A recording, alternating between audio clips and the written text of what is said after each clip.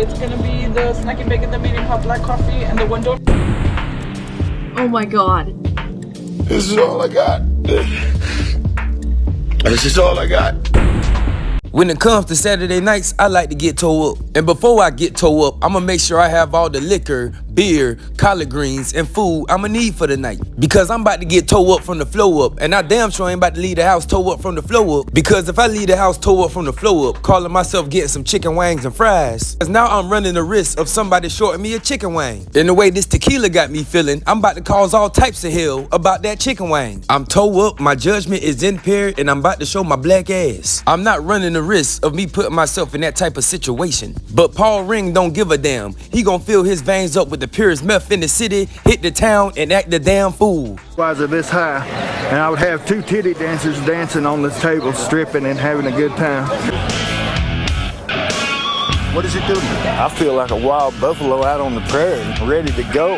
Running around going wild, and all kind of sexual things running through your mind, and you want to try them all at one time. We passed by this buffalo. He had a dong about this long, nearly hanging to the ground. I screamed at him and said, "Hey, how about some help over here?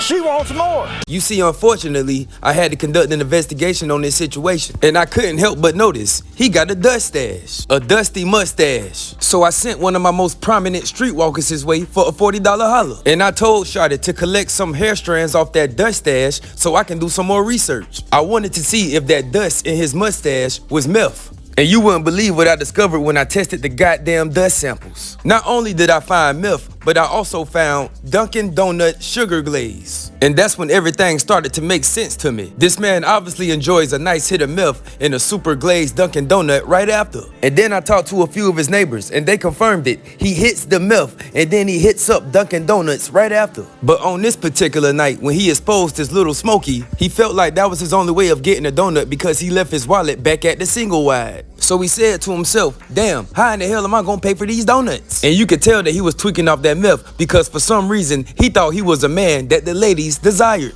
This man is in his 40s and he's still a virgin, but for some reason, he thinks that he is highly valued by the women. So he said to himself, why in the hell do I need money when I got Lil Smokey? The ladies love Lil Smokey. I'ma show this cashier Lil Smokey, and when this cashier sees Lil Smokey, she ain't gonna just throw me free donuts, but she gonna be throwing that ass. Do you see how far meth will separate your brain from the truth? His brain was in New York, but the truth was in Dubai, and that's like a 14-hour flight. So he pulls up to the drive-thru window, Lil Smokey on brick mode, maxing out at 5/8 of an inch in length. He put a magnifying glass over it and exposed himself to that poor lady. But she was super underwhelmed, so he started to panic and he sped off driving like a thief in the night. This man left 12 strands of dust stash hair on the crime scene, so he was not hard to find at all. 64 for a possible call for a meth lab.